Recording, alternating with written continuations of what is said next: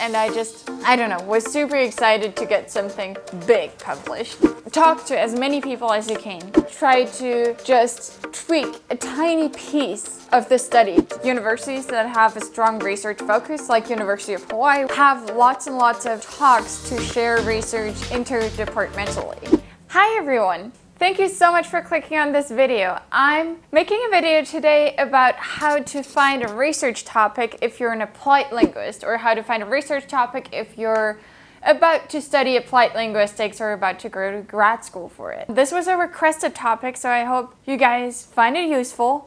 But if you want to see any other videos about tips for being a PhD student in linguistics or applied linguistics or second language studies, which is actually what my program is called, then subscribe to our channel. And we also have videos about doing a PhD in Hawaii and our life as an LGBTQ couple. So let's get started. Today, I want to give you guys some examples of what my research is like, what kind of research I do. And I've done several different research projects, so I'm going to give you an example of each. And I also want to give you some general guidelines about how to find research topics. So let's start with the general things first. I think for finding a research topic, the first thing that you already know that you have to do is read. You have to read lots and lots of papers. You don't have to actually read them front to back. Just skim whatever you think is interesting, and if you think, okay, this might be something that I want to look into, you read a little bit more in detail. And then you have a look at, what are some research gaps that are mentioned in especially newer papers. If you find a research gap from 2001, maybe it's not a gap anymore, but if you find a paper from 2022, and you're watching this video in 2024, then maybe that's still a research gap if it was mentioned by the authors. So have a look at those things, and then if you're already in a program and are then looking for a research topic, you might be taking classes that are similar to what you want to do, or they're not and you're still in the classes. But usually in the classes, your professors might mention a gap in the literature that they're familiar with. So if you happen to be interested in exactly what the class is about, maybe that can be something helpful to start. And then if you have ever done any kind of research during your undergrad or other classes and you've started working on something, it's never a bad idea to just continue your research.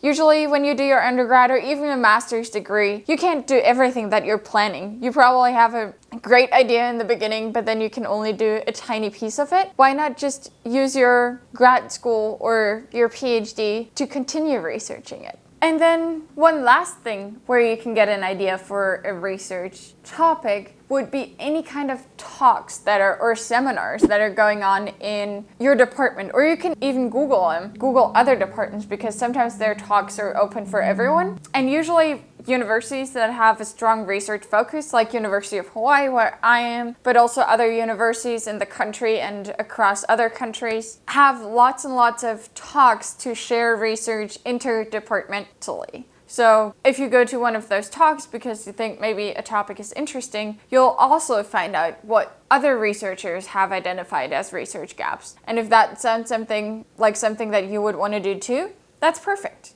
Yeah, so maybe keep those things in mind generally, just for where you can find ideas for getting research topics. Skim papers, listen to what your professors say in classes, continue your undergrad or other previous work, and go to talks that are research focused. Those are all good tips to keep in mind, but now let me tell you about some examples of my work, how I found my research topics, and how maybe the kind of research topic or the kind of research that you have to do is different in different fields or subfields of applied linguistics. So I've done research in CAL, which is computer assisted language learning, some in sociolinguistics, and some in experimental linguistics or experimental applied linguistics. And those are all very different. So for CAL, for example, computer assisted language learning, it's very common to, it's not necessarily like this, but it's very common to think of a project, some kind of app that you're making, some kind of, game that you're making, some kind of game that already exists that you want to have people play. Some kind of project that you think would be fun for people, or would be interesting to see how people learn using some kind of product. And you then go develop the product or develop whatever you need to have people play it. And then you write about how you designed it or why you chose it, and then what people's experiences were with it. So usually what's trendy right now would be making some kind of product that has some task-based components, some project-based app, something that uses or is based on ecolinguistics. And then you develop that. It can be similar to any other product that is out there, but it can be very different too. Then you have your participants play it or go through it or learn with it. And then you look at how other studies talk about experiences with those things. How do they analyze what was going on? Do they do interviews? Do they do surveys? Do they do some kind of ethnography? Whatever you think you're interested in too, do the same thing, and then you should be good. So you have, in CAL, I think you have lots and lots of freedom compared to the other disciplines or compared to the other subfields. Yeah, you just do your own thing that you think could be interesting, and then you analyze it similar to how you've seen it in the literature. So for example, what I did, and I brought some props, I wrote a tiny contribution to this edited book with my lab, kind of a team of students and my advisor, who made a virtual reality game for learning Chinese and English. We contacted some coders. So we had some people code the game however we wanted it to be. We included some ecolinguistics, some translanguaging. I don't know if these words mean anything to you. Some project-based language learning, some problem-based language learning. So in this chapter, we actually only write about our design. So why did we design our game like we did? And then we have other book chapters where we write about how the experiences of the participants were. And we analyzed it similar to other studies that we've seen before. So that's CAL. And if you want to do something like this, find an advisor that has done something similar before. I think that would be a perfect thing to do. But if you're not interested in this, if you're interested in something like sociolinguistics, let me tell you about my sociolinguistics project that I've done. This one actually came into existence out of a class. I took a class, we had some group work to do where we were learning about concepts that were relevant in sociolinguistics these days. Something like linguistic landscapes. Look it up if that sounds interesting to you. Yeah, it was a linguistic landscape seminar actually. And we thought, okay, the papers that we read about tourism, commodified language in places, sounded very interesting, sounded very applicable to Hawaii where we're studying. So we chose to apply all of these things that exist, right? The theories, methods, all of that. We applied that to where we are. We chose, for a book chapter in this book, we chose to write about the International Marketplace, which is a shopping center in Hawaii. And we looked at, okay, how's language commodified there? What's going on with all the information about the Hawaiian royalty that is in the International Marketplace? Why is it there, and how do people perceive it? Why do people even care about it or not? And that we have all seen in other projects being done before, for example, about Washington, D.C.'s Chinatown. So we thought, okay, let's just do the exact same thing, but here. So that's how we did that, and that I would say is also still pretty flexible compared to experimental research that I want to tell you about after. Because here you just find related literature, doing all the general rules that I told you at the beginning, and do your own project. Whereas in experimental research, in applied linguistics, and I believe the same is true for linguistics, finding a research topic is easier and harder at the same time. Here you have to stick very, very close to the literature that exists. You're basically just either replicating other studies or doing something like an extended replication. So you find out what's already there, what have people done, so you have to read tons and tons and tons of papers, which is good. If you're interested in that, if that's what you want to do, then that's maybe the kind of research you want to go into. But you have to read lots and lots of papers and then see if whatever phenomenon you're interested in has already been researched with other participants that speak other languages, that are kids versus adults. Yeah, or try to just tweak a tiny piece of the study to make it your own study. So I've done 2 projects before that are experimental research, and one is actually my dissertation and the other one was a class project, a really cool class project, because as a seminar we did our own study and actually ended up bringing it to conferences and publishing about it.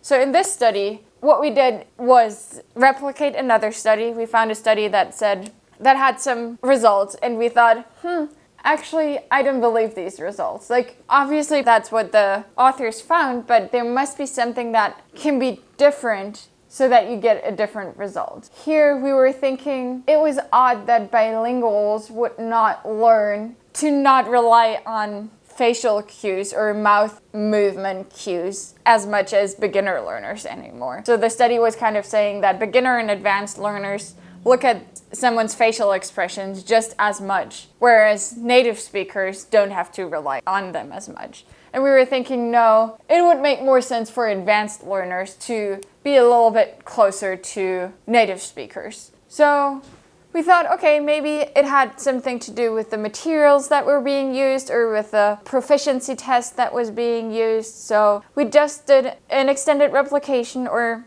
I think it was supposed to be a replication, but then we ended up tweaking too many things. So it was an extended replication where we did basically the same thing, but recorded our own materials that we were showing to participants.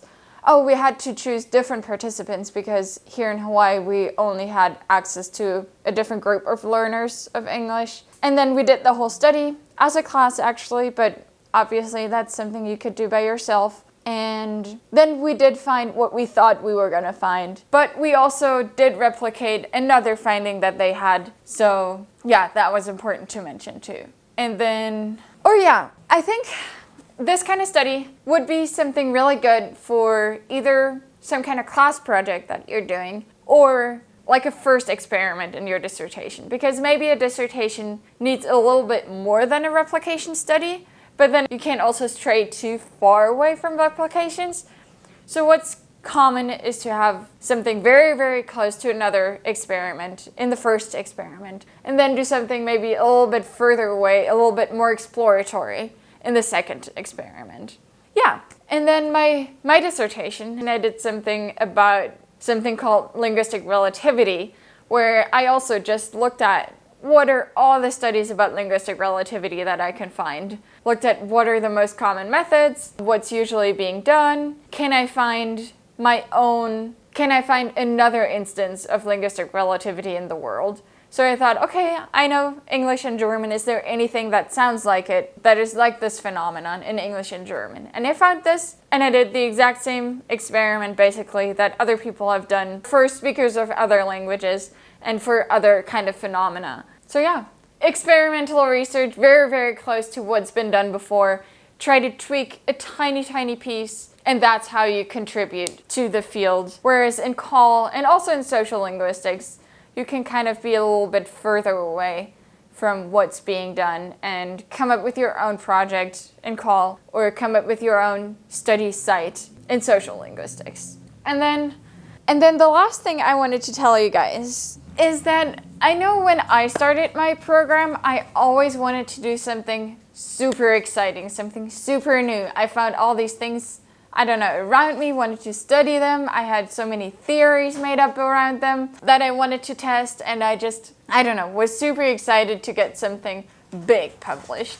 And I ended up realizing that that's just not really how it works. There are some dissertations that are still being cited, which is crazy, but not only is that something from maybe some time ago, maybe that was more common in like the 70s or 50s maybe even, but also it all depends on the advisor that you have. So if you have an advisor that has some crazy idea or some new idea that they want to get out, and they want maybe someone else to help them with it, or just want 2 people publishing about it, not only themselves, maybe you're lucky and you can hop on that train and publish something that people are going to be citing as like base literature in a few years. But those cases are very, very rare. And maybe that's not even what you would want to go for, because it doesn't really teach you how to do any other research. So usually what I would say is just talk to as many people as you can.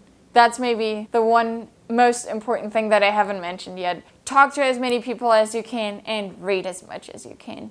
And I think that's really all I have to say about the topic. Let me know if you have any other questions. Let me know if you want to know more about any of what I've said so far. If anything was unclear, you can DM me on Instagram. You can DM Alexus on Instagram. We have our Instagram down below. And yeah, check out our other videos on PhD tips or grad school tips. Yeah, thank you guys so much for watching. I'm so glad you're here. And I'll see you in the next video.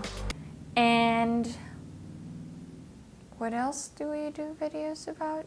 Life as a LGBT. And our life